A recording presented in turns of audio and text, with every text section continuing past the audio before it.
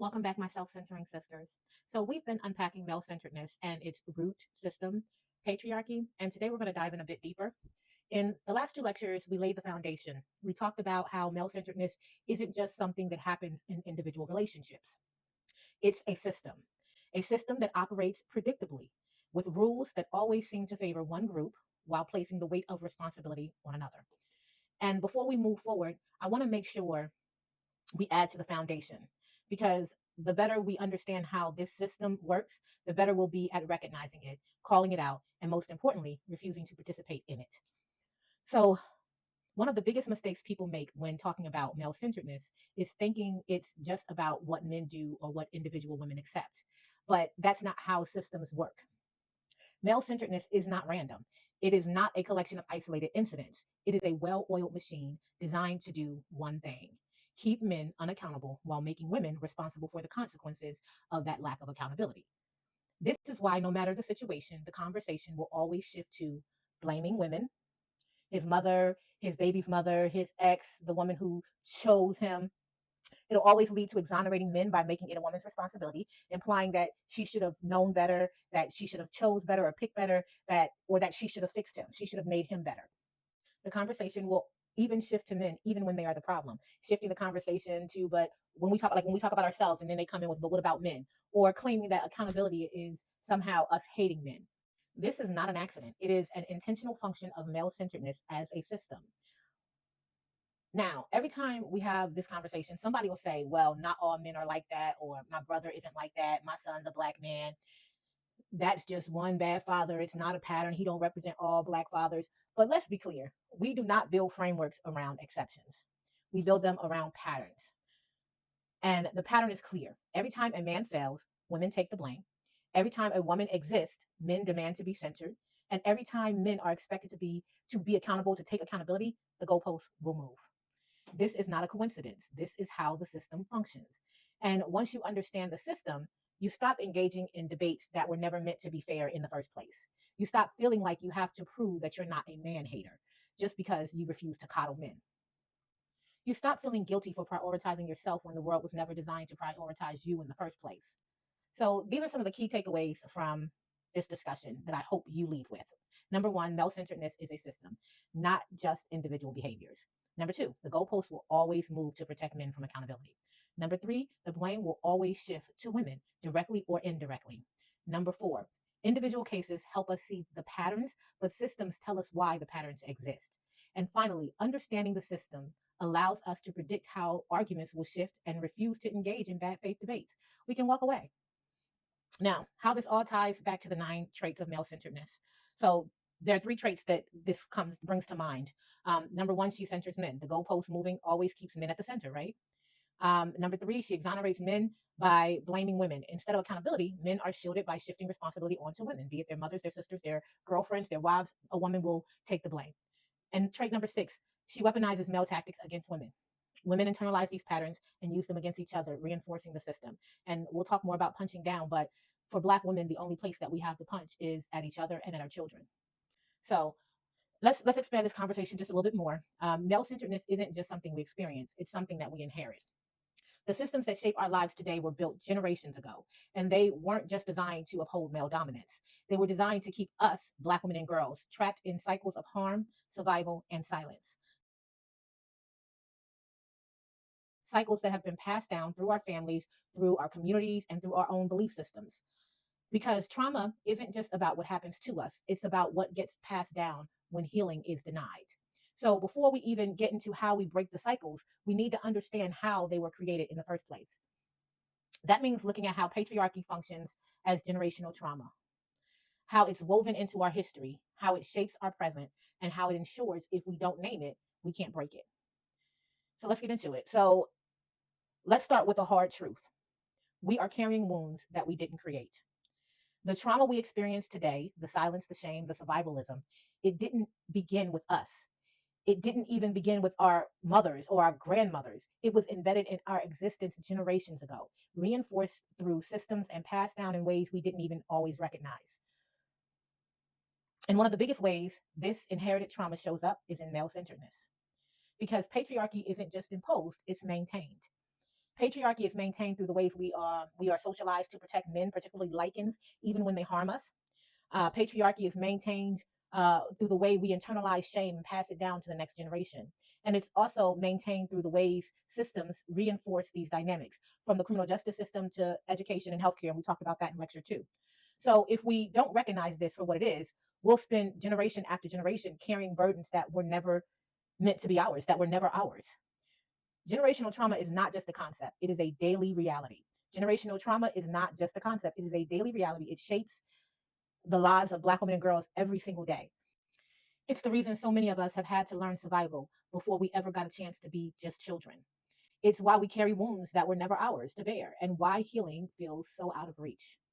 Dr. Joy DeGruy, in her work on post traumatic slave syndrome, PTSS, she describes generational trauma as a condition that exists when a population has experienced multi generational trauma resulting from centuries of oppression and has adapted to these conditions in ways that are harmful rather than helpful. Generational trauma is the passing down of pain, not just through DNA, but through culture, behavior, and systemic oppression. It's the reason Black mothers often raise their daughters to be strong instead of soft, why we are taught to endure rather than demand, and why we learn early that protection is not guaranteed. We don't just inherit trauma, we inherit the world's refusal to see it. It's why we were taught that being strong is more important than being self centered. It's why we learned that our softness, our needs, and our emotions had to be managed, hidden, and suppressed. It's why healing feels out of reach because we were not given the tools to access healing. Dr. Joy DeGruy also talks about how PTSS is a condition where generational trauma continues to shape our communities because we were never given the space, the resources, or permission to heal. She says the behavior we developed for survival became the behaviors we pass down to our children. Generational trauma is the passing down of pain, not just through DNA, but through culture, behaviors, and systemic oppression. The trauma we carry today, our adultification, our erasure, our disposability, our silence, was first engineered on plantations. Adultification biased, how Black girls are denied innocence. Black girls were never allowed to be children. On plantations, Black girls were seen as laborers, as property, as vessels, as resources to be extracted from. From the moment we could walk, we were put to work, and by the time we reached puberty, we were preyed upon. The adultification of Black girls, the denial of our innocence and our vulnerability, was not just a social bias. It was deliberate. It was a deliberate strategy for human traffickers to exploit us. Sexual violence against Black girls was normalized through forced breeding, sexual coercion, and rape were systemic, not isolated incidents. Human traffickers justified it by claiming that Black girls matured faster and were more sexually available and could not be violated in the same way damsel girls could be. Black girls were trained to be self sacrificing very early on. We were caregivers before we even understood what childhood meant, expected to cook, clean, and raise other people's children while still being children ourselves. Black girls were denied bodily autonomy. The concept of consent did not exist for us. Our labor, our reproduction, our very existence belonged to someone else. And because these things were deliberate, so were the identities that were constructed to justify them, right? And so those identities we'll talk more about, but those are the archetypes: the Jezebel, the Sapphire, the Mammy, the Mule. And that's also where adultification bias comes from. And nowhere is there evidence, there's more evidence of this than in adultification bias, the belief that Black girls are less innocent, that Black girls are less in need of nurturing and more responsible for our own harm. This isn't just a social perception. It is a systematically reinforced belief that justifies our mistreatment. So, what does adultification look like now? What does it look like now? Well, we know now in schools, Black girls are disciplined more harshly. Black girls are seen as defiant instead of in need of support, and Black girls are denied the same grace as their non Black peers and as like in boys. In healthcare, our pain is dismissed, our symptoms ignored, and our needs deprioritized because we are seen as irrelevant instead of human. And in some cases, they believe that we don't feel pain in the same way that they do. In the justice system, Black girls are over policed, treated like adults, and criminalized for behaviors that non Black and licensed boys are protected from. From childhood, Black girls are positioned as caretakers, survivors, and scapegoats, not because of who we are, but because of how the system has already decided we should be treated. And then there's epigenetics. Trauma leaves a mark on our DNA. So this trauma, it doesn't just shape our minds, it doesn't just shape our behavior, it literally reshapes our DNA. Epigenetics is the study of how trauma alters gene expression, meaning that the stress, pain, and oppression our ancestors endured left a biological imprint that continues to affect us today. Studies show that trauma can lead to epigenetic changes that increase stress responses, making it hard for us to regulate our emotions. It heightens anxiety and hypervigilance, keeping us in survival mode. It makes us more susceptible to depression and chronic health issues. This means that the wounds of the past are not just emotional, they are physical, and they're not in the past. We have literally inherited the impact of systemic oppression on a cellular level. But here's the thing about epigenetics: what is inherited can be healed, which is why it's critical that we begin to unpack and actively break the cycles that were designated, designed to keep us trapped. One of those systems is economic subjugation, and we talked a lot about this last lecture, but I want to go into it just a little bit more because economic subjugation causes trauma, right? And trauma is also structural. So before we can even talk about healing, we need to talk about how trauma is sustained through economic oppression, because the system wasn't just built to break us psychologically; it was built to keep us laboring, financially dependent, vulnerable, and stuck in survival mode. And Black women face the highest rates of economic insecurity. Black women are overrepresented in low wage, underpaid jobs, and we carry the highest financial burdens within the family and the community. This is not a coincidence. This is by design. Economic subjugation ensures that we do not have access to the resources, the time, or the security needed to heal. Because healing requires time to rest, access to therapy and support, and financial stability to focus on wellness instead of survival. But when you are forced to be the sole provider, as many Black women are, when you are forced to be the emotional backbone, the problem solver, and the strong one, where is the space to heal? So now let's talk about how this ties back to male centeredness. So, again, the root system of male centeredness is patriarchy. And patriarchy isn't just a belief system, it is an economic and social control system designed to, number one, keep Black women overworked and financially dependent, the mule. Keep Black women prioritizing others over ourselves, the mammy. Keep Black women sacrificing our own well being to prove our worth, the martyr. Keep Black women seen as hypersexual and unworthy of protection, the Jezebel. Or keep Black women seen as too loud, too aggressive, and too angry, the Sapphire. These archetypes were not accidental. They were created to ensure that we never saw ourselves as deserving of rest, softness, or self prioritization. So let's talk about breaking the cycle, right? There's a radical act in choosing ourselves. But here's what I need you to understand: we are not bound to these identities, right? We can reject these archetypes. We are not required to repeat this suffering. We can heal from the generational trauma, and we can choose something else. We can choose ourselves. And again, choosing ourselves is radical. Choosing softness is radical because it defies what we were taught. Choosing joy is resistance because it contradicts the narrative written for us. Choosing ourselves is revolutionary because we were never supposed to. We were never supposed to choose ourselves. And that's really what the book, The Black Woman Center, The Revolution of Self and Sisterhood, and this course and this conversation is about. Because if we don't name the ways that systems have shaped us, we will never be free from them. Now that we've laid out how generational trauma is passed down, we need to go a little bit further, because this didn't start with us and it didn't start with our mothers. It was engineered. Male centeredness, economic subjugation, adultification, bias, these are all part of a larger design. And if we want to break free from these patterns, we need to trace them back to their origins. That means looking at how Black girls were forced into these roles on the plantation and how those roles dictated our day to day life, right? Now I need us to sit with something deeply uncomfortable. For generations, Black girls have been blamed for our own abuse.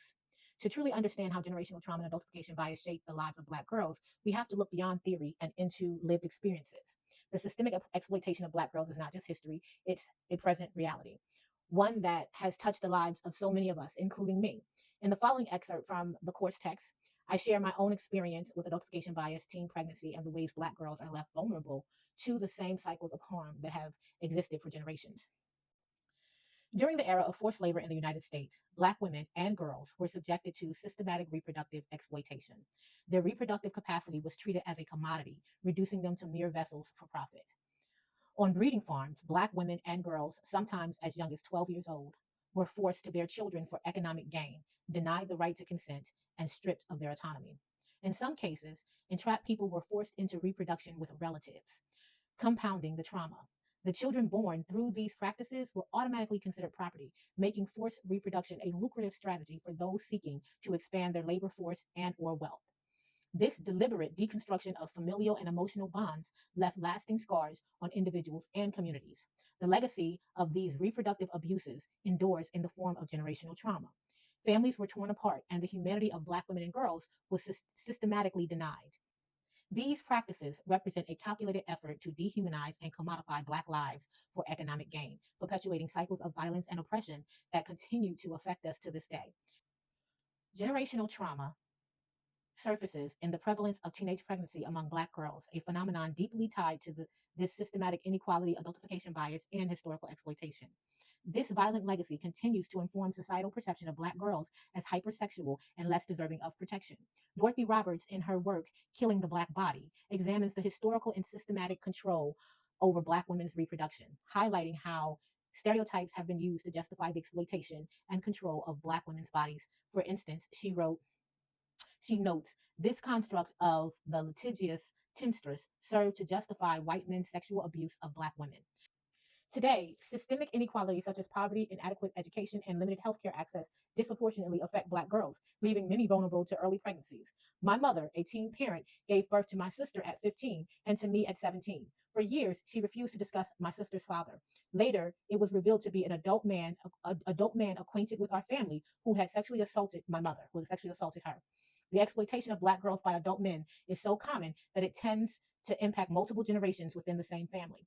This was the case for my family. My experience, while different than my mother's, had the same outcomes: a child being forced to survive violations of consent, teen pregnancy, abandonment, and abject poverty.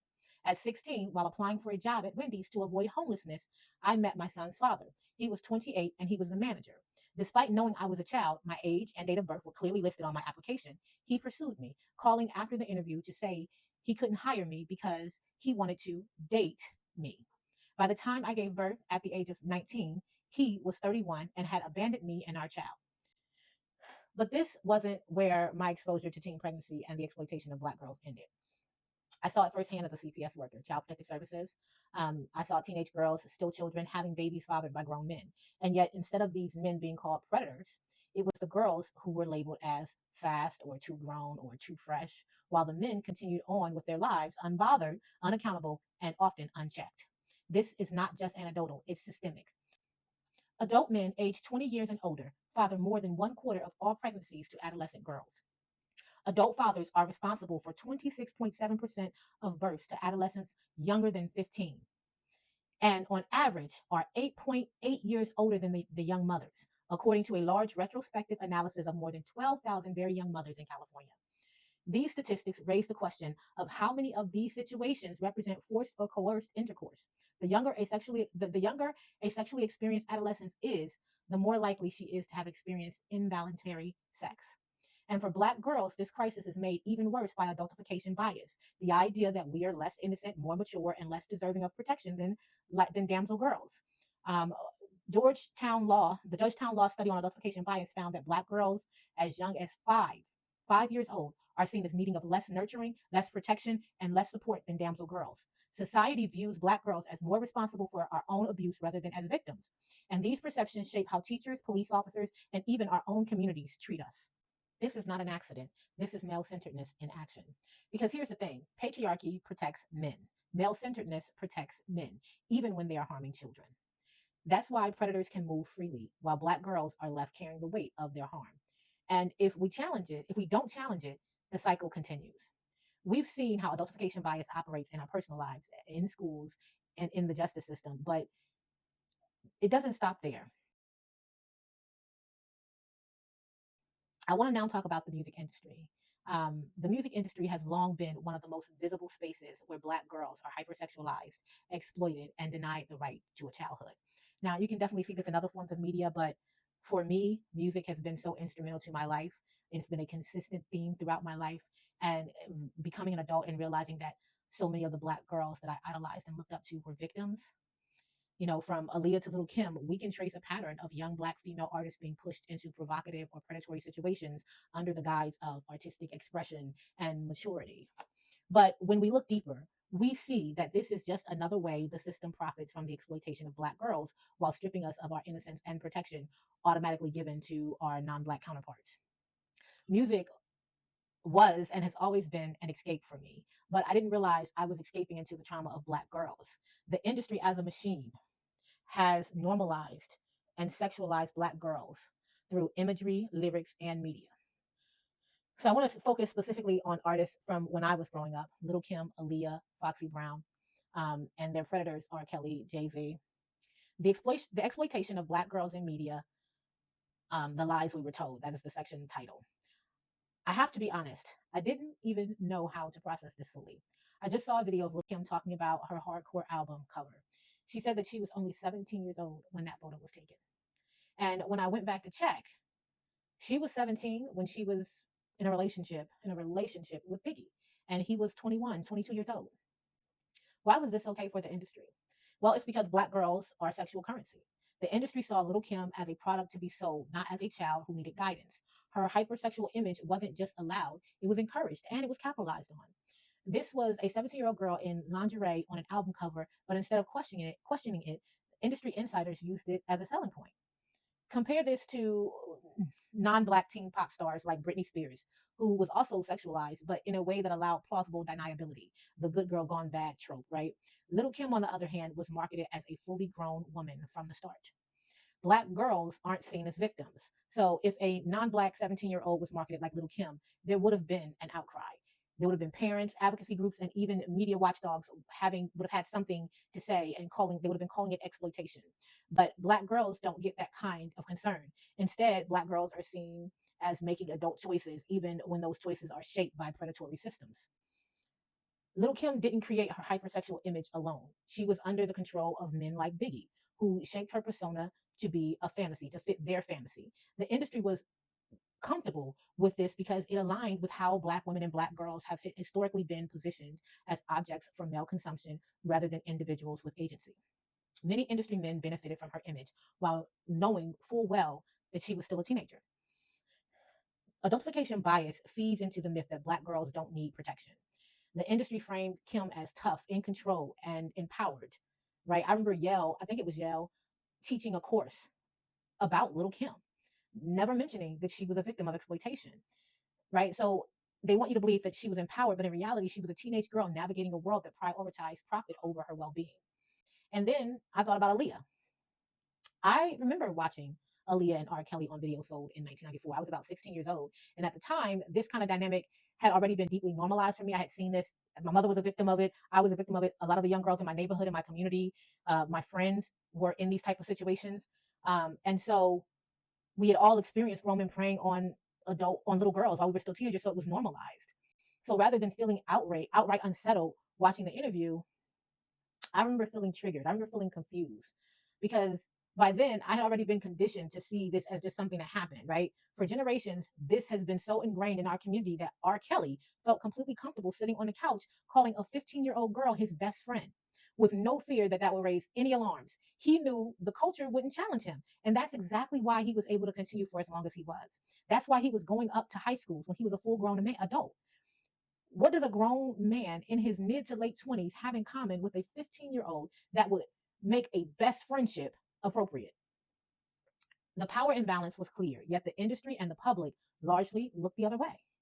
When news of their illegal marriage surfaced, there wasn't nearly enough outrage.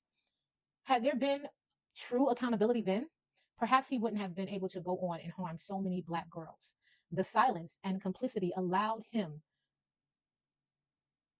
to to be a predator and prey on young black girls for decades. Then Jay-Z. Jay-Z wrote Foxy Brown's verse on Ain't No when she was just 15, 16 years old, giving her highly sexualized lyrics that framed her as a grown woman rather than a teenage girl. He also wrote multiple tracks on her debut album, Il Nana, and we know what that means, which continued the trend of explicit and adult focused content despite her being underage. This reflects a larger industry pattern where adult men craft and control the narratives of young black girls, pushing them into hypersexualized roles before they reached adulthood. Even though Beyonce may have been legal, she may have been legally an adult when she and Jay-Z began dating. The power imbalance is undeniable. If she was 18, that means she had been an adult for 0 years. And that's only if you consider the age of 18 to be adulthood. I personally don't. But if you do, she'd only been an adult for 0 years, literally, while he had 12 years of adult experience, right? 12 years of financial, emotional, and life knowledge she simply didn't have and couldn't possess. Yet, rather than questioning why a grown man will pursue someone so new to adulthood, society dismissed the concern by calling her mature for her age or possibly labeling her as fast. This pattern is part of a broader issue where black girls are expected to operate as adults the moment that we turn 18, while older men face no scrutiny for pursuing us. We rarely ask, what does a 30-year-old man have in common with a girl who just became old enough to vote?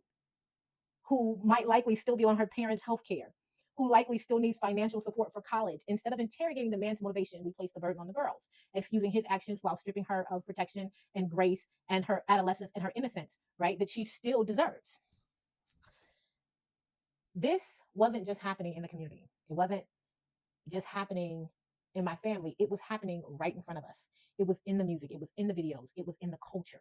And we were never supposed to see it as wrong. The music industry was grooming us in real time. Music was everything when I was growing up. It was an escape. It was how we learned about the world, about love, about sex, about power. But what I didn't realize is that I was escaping into the trauma of other Black girls. I didn't know that when I was watching Aaliyah, I was watching a 15-year-old being groomed and manipulated. I didn't know that when I was looking at Little Kim on that album cover, I was looking at a teenage girl being sexualized for profit. I didn't know that when I rapped alone with Ain't No, I was listening to a grown man putting a teenage girl on a song about sex. And here's the thing, nobody told us, because the industry didn't just allow this to happen, it normalized it. They made us believe that teenage Black girls knew what they were doing. They made us think that these girls weren't being exploited. They were just trying to get on or get a deal. They made us see them, they made us see these young girls and think they were sexy and powerful and grown. And they never let us question why it was only Black girls being put in these positions, right? Um, Even now, people refuse to call it what it is. The TikTok that I saw about Little Kim, the caption asked, "Was she being exploited or was she just trying to get a deal?" You need to ask if she was being exploited, and even if she just wanted to get a deal, does that absolve her of being a victim? Does that change the fact that she is a victim? It's making her responsible for what happened to her. It's saying if she wanted a deal, then it wasn't exploitation. If she wanted access, then what happened to her was just a part of the game. And that's what male centeredness does. It exonerates men by blaming women and girls. It takes the harm done to Black girls and turns it into a business decision. It makes us question if what we're seeing is really wrong, even when we know it is. It forces us to look at a 15-year-old girl being secretly married to a grown man and wonder if it was just industry business. It makes us look at a 17-year-old girl being hypersexualized for an album cover and wonder if she wanted it.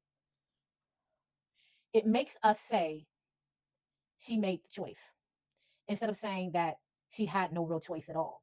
What happens when you're introduced to love through exploitation? Little Kim never had a chance. She entered the industry as a 17-year-old being sexualized for male consumption. And after that, she ended up in an abusive relationship where a man was breaking her nose repeatedly, more than once. And people never connected the dots. They never said, of course, she ended up in an abusive relationship. That's how she was introduced to love. They never said, of course, she keeps going back. She was taught from the beginning that men control her image, her body, her life. Of course, she changed her face and her body because she was never allowed to exist as herself in the first place. And here's what really breaks me. She doesn't even see herself that way. She doesn't see herself as a victim because no one ever told her she was a victim. Nobody said, Kim, you were a child. Kim, they took advantage of you. Kim, it wasn't your fault. Because when Black girls are hurt, the world just moves on. And this is so important. I don't just want us to bring it up to talk about the past. I want us to talk about it because it's still happening. We're still seeing teenage Black girls in relationships with grown men. And instead of calling them predatory, we're still calling Black girls fast and grown. And we're still saying she knows what she was doing. We still see Black girls being sexualized in media. And instead of saying this isn't okay, we're saying she's securing her bag or she was doing it. She just doing what she got to do or what she has to do to get on.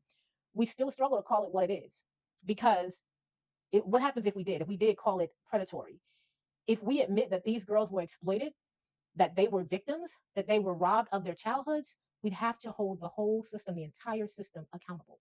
And that's why male centeredness works so hard to make sure we never see it clearly. Because if we see it, then we have to do something about it. What harm have you been taught to overlook? These are the reflection questions.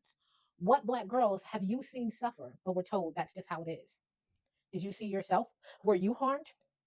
Were you forced to suffer? What would happen if we finally named this for what it is? If we named this the predatory behavior that it is?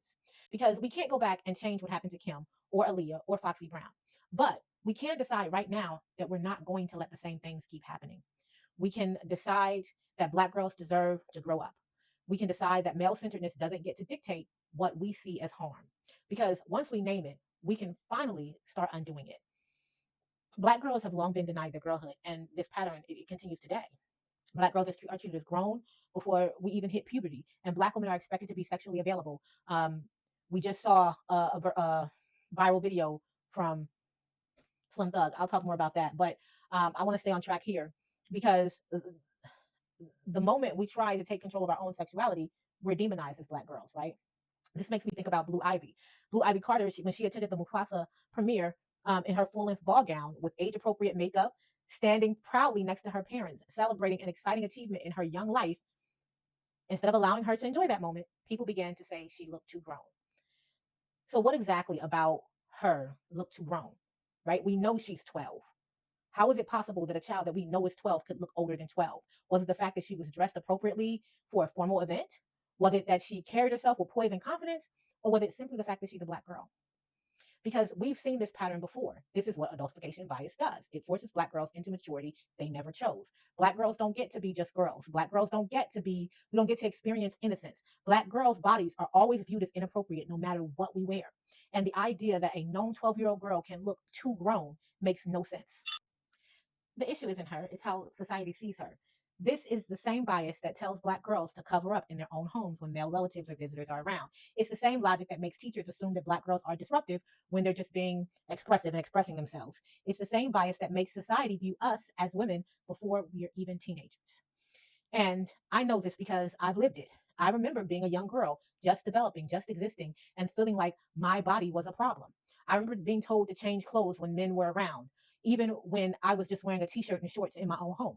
I remember the way people looked at me when my body started developing, the way I was made to feel ashamed of my natural self. And I remember older men treating me like I was older than I was. I remember the unwanted attention I got, the ways adults acted like I should be flattered when they were approaching me and I was just a child. I know so many Black girls who can relate to this. I know Black women who can relate to this. This is why the attack on Blue Ivy wasn't just about her, it was about all of us. Why society expects us to hide. There is an unspoken rule that Black girls must shrink ourselves to be appropriate. If we develop curves early, we must cover it up. If we wear anything fitted, we got to be fast or seeking attention. If we dress like every other girl our age, we are still judged differently. And the problem isn't us, it is how society perceives us. When people say that Blue looked too grown, they are admitting that they see Black girls' bodies as adult before we even reach adulthood.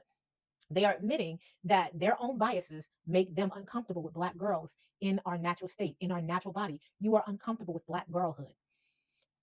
This ties directly into what happened at the Grammys when Beyonce was interviewed after winning for Cowboy Carter. The interviewer referred to Blue Ivy as so grown.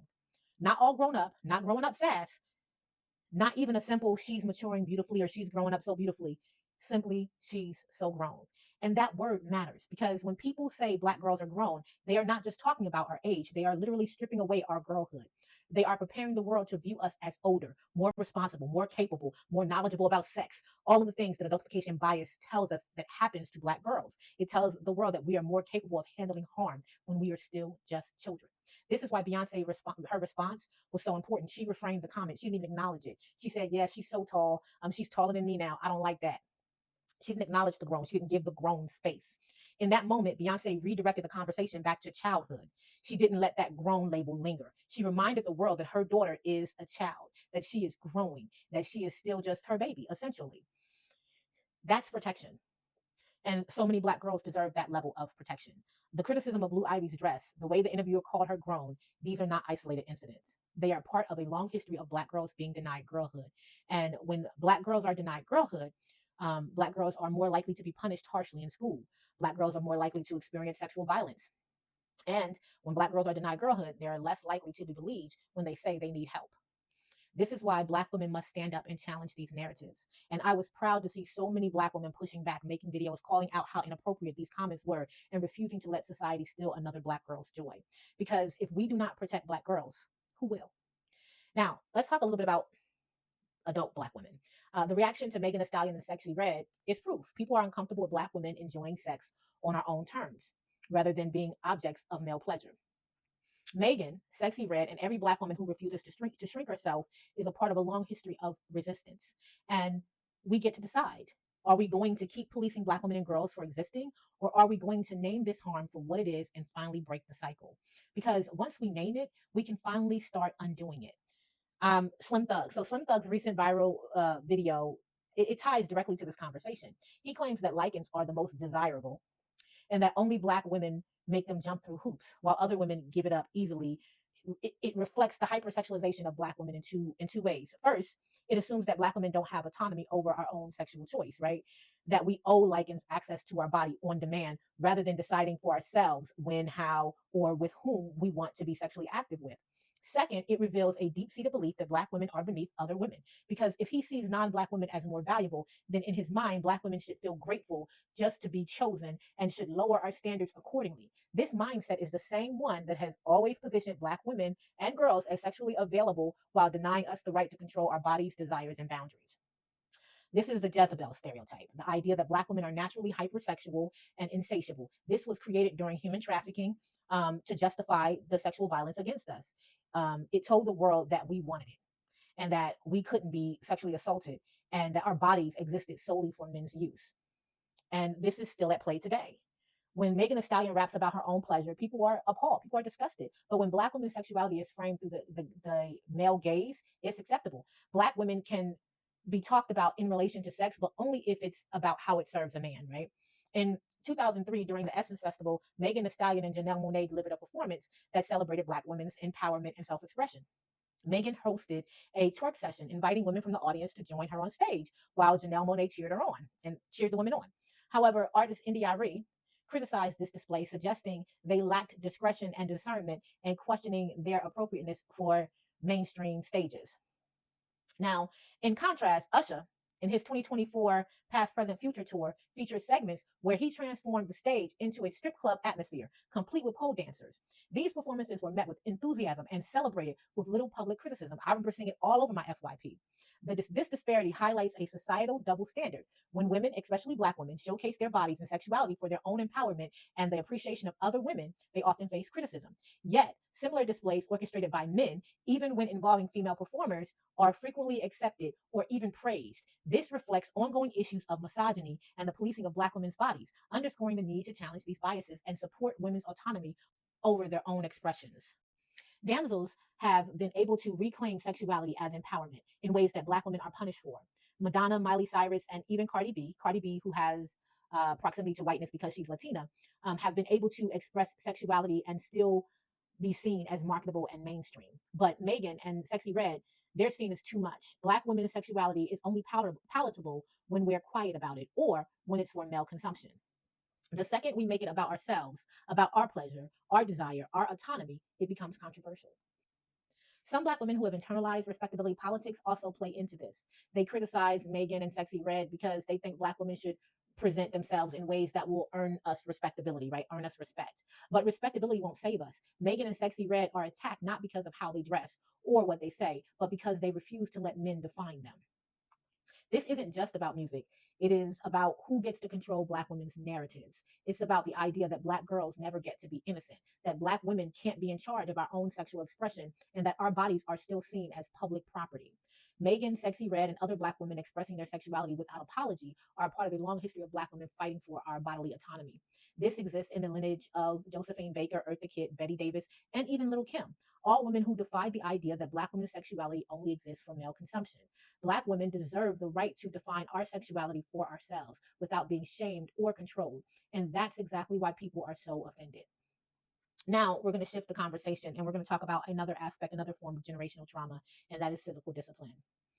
Um, so generational trauma shows up in whoopings. Dr. Stacy Patton explains that hitting black children isn't just about discipline, it's about survival. Hitting children, especially black children, is a cultural practice deeply rooted in the generational trauma of state slavery. Let's be clear, whoopings weren't about making us better, they were about making us obedient. During the era of forced labor, black parents had to discipline their children harshly to protect them because if they didn't, white human traffickers would do worse. And here's the thing, that world doesn't exist anymore, but the fear does. The American Psychological Association has proven that physical discipline leads to increased aggression, higher anxiety and depression, and more defiance, not obedience. And yet, black children are still twice as likely to be physically punished in schools as white children. That's not by accident. That's because society still sees us as needing to be controlled. So, what happens when trauma goes unchecked? We start doing this thing to ourselves. We start to harm ourselves in the same ways that we've been harmed. The generational trauma Black people have endured in America are vastly and deeply entrenched, affecting every aspect of our lives. While physical discipline, adultification bias, and economic subjugation are critical to understanding the experiences of Black women and girls, they are only a fraction of the generational traumas that shape our realities. Policing, medical racism, forced family separation, and countless other injustices have harmed us for generations. However, for the sake of this course and this conversation, I am focusing on the traumas that I personally witnessed and know to be especially detrimental to Black women and girls. However, with that in mind, I encourage readers and viewers to explore the works of Dorothy Roberts and Dr. Joy DeGruy as a starting point for understanding the full depth of generational traumas and the lasting impacts on our community. But the most important thing to know is that generational traumas, they're not our fault. But breaking them, that's our responsibility. That's on us. So the survival tactics that we've inherited through generational trauma are whoopings, adultification bias, we talked about silence, and shame based parenting, right? These are not cultural pride, they are trauma responses. And if we want healing, we have to choose differently. So, what does that look like? We have to stop blaming Black girls for their own abuse. We have to stop justifying physical violence as discipline. And we have to stop mistaking survival for empowerment. We have to stop mistaking survival for empowerment and replace them with some new things. We need to replace them with healing, accountability, and liberation. Because every time we choose love over fear, accountability over silence, and protection over neglect, we are breaking generational chains. I want to ask you, what cycles are you ready to break? What trauma are you refusing to pass down? What will you not pass on to your daughters? What will you choose, survival or liberation? Because change doesn't start out there. It starts in here. It starts with us. When generational trauma goes unhealed, they don't just linger, they compound, shaping the environment we are raised in. The lack of protection, the normalization of struggle, and the adultification bias we face aren't just societal issues. They become personal experiences that leave lasting imprints. This is where adverse childhood experiences, ACEs, come in, showing how unhealed wounds from one generation create cycles of harm in the next. Adverse childhood experiences, or ACEs, refer to potentially traumatic events that occur in childhood before the age of 18 and have lasting effects on a person's health, well being, and development. The concept of ACEs was first studied in the late 1990s through the CDC Kaiser Permanent Adverse Childhood Experiences Study, with which found a direct link between childhood trauma and negative health outcomes in adulthood, including chronic illnesses, mental health struggles, and even early death. ACEs are typically categorized into three categories: abuse, neglect, and household dysfunction. The most commonly recognized ACEs include physical abuse, emotional abuse, sexual abuse, physical neglect, emotional neglect, household substance abuse, household mental illness, domestic violence, witnessing a mother or caregiver being abused, parental separation or divorce, having an incarcerated parent or family member. These experiences disrupt childhood development, often leading to toxic stress, which affects brain development, emotional regulation, and long term physical health. Research shows that the more ACEs a person has, the greater their risk for issues like depression, anxiety, substance abuse, and difficulty forming healthy relationships. For Black women and girls, these risks are compounded by systemic factors like racism, economic instability, and cultural expectations that prioritize resilience over healing. Black girls don't get to experience childhood the way that other girls do. We are forced into survival early, parentified, disciplined instead of nurtured, and treated as strong instead of protected. By the time we reach adulthood, we have already been carrying burdens we were never meant to hold. ACEs are not just about individual experiences, they are often the result of unhealed generational traumas that continue to shape family dynamics and survival strategies. Understanding ACEs is deeply personal for me because my own childhood was shaped by many of these experiences. My story is one of survival, but it is also a reflection on how these cycles persist when they go unaddressed. I have to be honest, there are times when I feel like I can't be fixed. I've thought about this a lot. I've wondered if there's even a way forward for me after everything I've endured, after everything I've survived. The truth is, I've lived a life shaped by trauma, by struggle, by systems that were never designed for me to win. My childhood was traumatic. I lived through violence in my home. I lived through parental addiction, poverty. I experienced every single one of the ACEs we've talked about, every one of the adverse childhood experiences that doctors warn will lead to chronic illness, depression, and suffering in adulthood. And before I even left my teens, I became a mother. I was a fatherless teenage parent raising the child of an adult man alone with no money, no family, no community, no employment, no education, no housing, and little to no support. A combination of circumstances that many never overcome, no matter how hard they grind, no matter how desperately they try to pull themselves out. I didn't fall into this by accident. I didn't choose struggle. This system was designed to catch Black girls before we even know we need to run. I'm living proof that the tools of patriarchy that we discussed in lecture 2 work exactly how they were intended and designed to. I grew up and stepped right into more trauma because, like so many Black women, I fell into the belief that being a good and strong Black woman meant self sacrifice. So I chose a career that allowed me to help others, but left me limited in the options to help myself. I studied sociology because I wanted to protect children from experiencing what I went through. And I chose to go into CPS because I wanted to protect those children in the way that CPS had failed to protect me.